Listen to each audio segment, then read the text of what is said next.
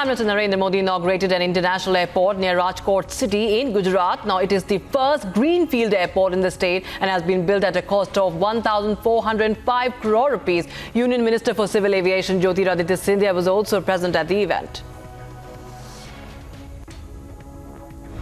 Prime Minister Modi launched various development projects in Gujarat. He dedicated packages of the Saurashtra Narmada Avtaran irrigation yojana, which will result in the provision of water to 52,398 acres of irrigable land in 95 villages. He also inaugurated an overbridge and a newly constructed library.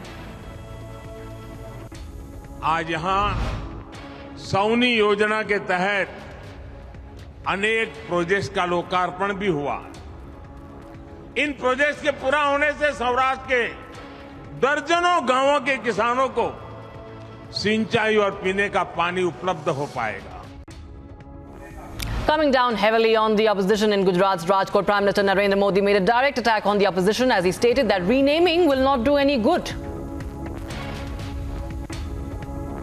तो semi पे ban किया गया और ये ban हुआ तो फिर नया नाम लेकर आए। उन्होंने भी नाम बदला, पीएफआई। सीमी बन गया पीएफआई, यानी पॉपुलर फ्रंट ऑफ इंडिया। नाम नया, नाम में फिर इंडिया, लेकिन काम वही पुराना। Prime Minister Narendra Modi, while addressing the election rally at Rajasthan's Sikar, accused the Ashok Gehlot government in the state of not meeting the expectations of youngsters, being complicit in paper leak scams, not doing enough for the safety of women, and even brought up the Red Diary. आपने लाल diary के बारे में सुना है ना? सुना है ना? कहते हैं इस लाल डायरी में कांग्रेस सरकार के काले कारनामे दर्ज है। कांग्रेस के बड़े से बड़े नेताओं की इस लाल डायरी का नाम सुनते ही बोलती बंद हो रही है। Prime Minister Modi called upon the public to raise Mahatma Gandhi's prime slogan, Quit India, against the tactics of United Progressive Alliance that renamed itself as INDIA, like the East India Company, which entered before India's independence. जी ने quit India का मंत्र दिया था, वैसे ही आज का मंत्र है भ्रष्टाचार, क्विट इंडिया। भ्रष्टाचार छोड़ो इंडिया, परिवारवाद क्विट इंडिया, परिवारवाद छोड़ो India. PM further went to slam the government over the law and order situation in the state. He said that Dalit's daughter is raped and attacked with acid and gang raped and videographed, and that no FIR was filed by police in these cases. The unabated continued sloganeering by the opposition parties demanding discussion on the Manipur issue disrupted proceedings of both the houses, Rajya Sabha and Lok Sabha, yet again. Now, the Lok Sabha has been adjourned till the 28th of July. The session will resume from 11 a.m. tomorrow. All MPs from the INDIA alliance wore black clothes to the parliament to register their protest over the situation in Manipur and the delayed commencement of discussions on their no confidence motion. The gesture of the opposition invited criticism from the ruling BJP, as the Union Minister Piyush Goyal says that the opposition MPs are trying to hide their black deeds behind their attire. External Affairs Minister S. Jaishankar lashed out at the opposition as his speech at the upper house was disrupted. He questioned what kind of INDIA alliance it was which could not listen to India's interest. Now, the ruling Congress in Karnataka came under fire from the opposition parties and citizen groups over the Deputy Chief Minister D.K. Shivakumar's comments that the government did not have enough funds for development this year, as it had budgeted 40,000 crore rupees for implementing the 5 election guarantees. The BJP trained its guns on the Siddaramaiah-led Congress government for attempting to review cases filed against the people relating to communal violence and protests across Karnataka. Allahabad High Court will pronounce its order on the 3rd of August in the matter related to the survey of the Gyan Vapi Mosque in Varanasi by the Archaeological Survey of India.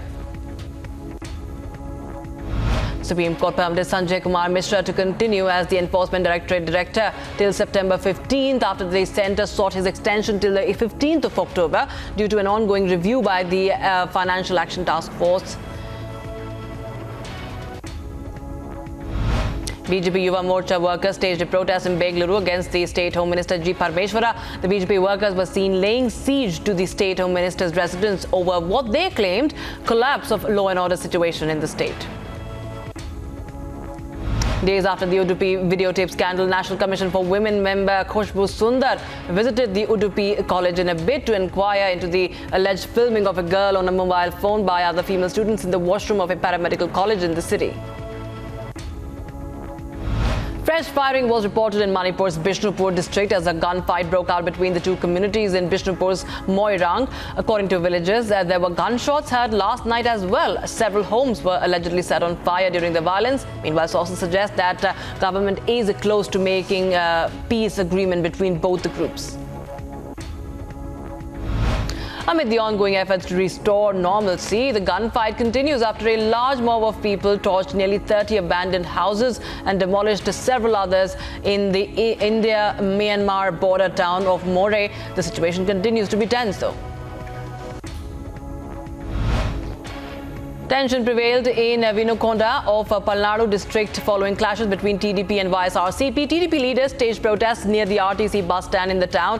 Protests broke out over sand mining allegations. In a hit-and-run accident caught on CCTV camera, a speeding car hit a bike and two girl students in the Raghavendra petrol pump in Raichur district of Karnataka. The video is now going viral on social media. The biker suffered major injuries. Two girl students suffered minor injuries. Case has been registered at the Raichur traffic police station. A severe waterlogging has been witnessed in different parts of Mumbai city following rainfall here. Visuals from the Cuff Parade showed inundated roads and railway tracks between Churchgate, Marine Lines railway station. Administrative authorities in Mumbai announced that the schools and colleges will remain shut in Mumbai due to continuous heavy rainfall. Indian Meteorological Department has predicted that heavy to very heavy rainfall is expected in Mumbai throughout the day. The Met Department has issued an orange alert for Mumbai as heavy rains continue to lash the city. Heavy downpour is likely to continue for the next 2 days. As incessant rains continue in Maharashtra, 6 people, 5 of which were women, have died by lightning strikes in the last 24 hours in the Chandrapur district. The IMD has issued a red alert warning of continued intense rainfall. As Telangana continues to receive incessant rainfall, the water level of Godavari in Bhadrachalam has been rising. About 27 colonies and villages have been evacuated so far. Rescue operations underway. Tourists who were stranded in the Mutiala Dara waterfalls in Mulugu district after the water flow increased have been rescued. Rescue team has confirmed that the work is completed. Total of 80 stranded tourists have been rescued. Incessant rains lashed in several parts of Telangana where several low-lying areas were submerged. Road traffic movement was terribly hit due to extensive waterlogging at some of the busy locations across the state. As rains continue to lash the national capital, the water level of Yamuna River was recorded at 205.98 meters today. The danger mark of Yamuna's water level is 205.33.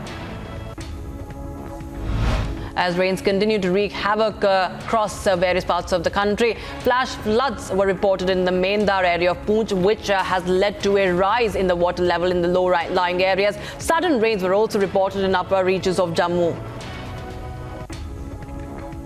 Approach road to bridge in Dardunu area of Bilawar area of Kathua in Jammu and Kashmir was washed away due to heavy rains in the state. Heavy rain since last night led to area being washed away. Connectivity too has been disrupted due to the rains. Now, North Korean leader Kim Jong-un met Russian Defense Minister Sergei Shoigu to discuss military issues and the regional security environment as the country celebrated the 70th anniversary of an armistice that halted fighting in the 1952-53 Korean War. The United Nations Secretary General urged Russia to resume the internationally brokered deal so grain can be shipped from Ukraine's Black Sea ports, saying otherwise the world's most vulnerable will suffer the worst consequences. Russian President Vladimir Putin met the African leaders today. Speaking at a trilateral meeting with the chairperson of the African Union, Putin said that the trade turnover between Russia and African countries had increased by almost 35% in the first half of the 2023, despite international sanctions and the fallout from the COVID-19 pandemic. Ukrainian President Volodymyr Zelensky presented awards to two military commanders at a military meeting in Dnipro. U.S. Secretary of Defense Lloyd Austin met Papua New Guinea Prime Minister James Marape to strengthen military, diplomatic and defense ties in the South Pacific region. Austin says that the Indo-Pacific is our priority theater and partnerships like ours are critical to keeping this vital region free and open. Indonesian President Joko Widodo left for China and planned to meet with Chinese leader Xi Jinping. Widodo was due to attend the opening of the FSIU World University Games in Chengdu in southwestern China. A contentious government plan to overhaul the country's judiciary cleaved deep rifts within Israeli society. Those rifts have infiltrated the military now, where thousands of military reservists declared their refusal to serve under a government they see as setting the country on a path to dictatorship. Taiwanese military conducted a defense exercise at a beach near the capital, New Taipei City. Dozens of mock intruders in red helmets were seen disembarking amphibious vehicles, simulating a marine assault from the sea. An Indian crew member was killed and 20 others were injured when a major fire broke out on board of a cargo vessel carrying nearly 3,000 cars off the Netherlands coast, with Dutch coast guards warning that the blaze could last for several days. Typhoon Doksuri lashed the Philippines with ferocious winds and rains, leaving at least 6 people dead and displacing thousands. Winds blew roofs off and houses, and heavy rain flooded low-lying villages and triggered dozens of landslides. On to sports now. Mohammad Siraj has been released from Team India's ODI squad ahead of the 3-match series against West Indies. The right-arm pacer has a sore ankle and as a precautionary measure has been advised rest by the BCCI medical team. The team has not called for a replacement player for the ODI series, which commences today in Barbados. Now, India's HS Pranoy prevailed in the match of compatriots after Lakshya Sen and the informed men's double duo of Satvik Sairaj, Ranki Reddy and Chirag Shetty sailing into the quarterfinals of the Japan Open Badminton. Navneet Kaur struck twice to help the Indian women's team register a come-from-behind 2-all draw against host Spain in its second match of the 100th anniversary Spanish Hockey Federation International Tournament. Navneet was on the target in the 14th and 29 minutes after Zantal Jean gave Spain the lead.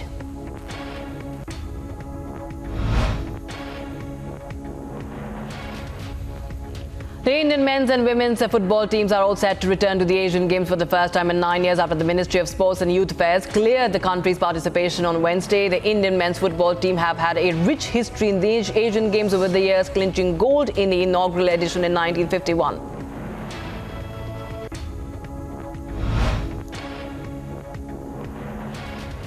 In the FIFA Women's World Cup 2023 group stage match, the USA and Netherlands settled for a 1-all draw. Jill Rood of the Netherlands and Lindsay Horan of the USA were the goal scorers. The USA and Netherlands are in Group E along with Portugal and Vietnam.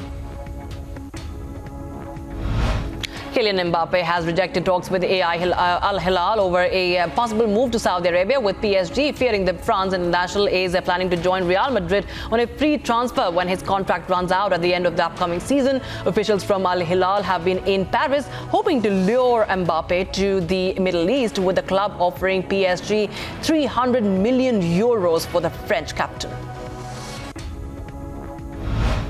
England's women trained in the sunshine as they made their final preparations for the second Group D match at the FIFA Women's World Cup. All 23 players were seen present there for the practice. Argentina trained on a rainy night in Dunedin on the eve of their second outing at the Women's World Cup, an encounter with South Africa in Group G at the Forsyth Barr Stadium. Alexander Zverev defeated Maximilian Martiera 6-3, 7-5 in the second round of the Hamburg Open to set up a match against Frenchman Luca van Arsch in the third round. And Casper Ruud put the pain of losing in the Bastard final to one side as he beat Argentine Sebastian Baez to reach the second round at the Hamburg European Open.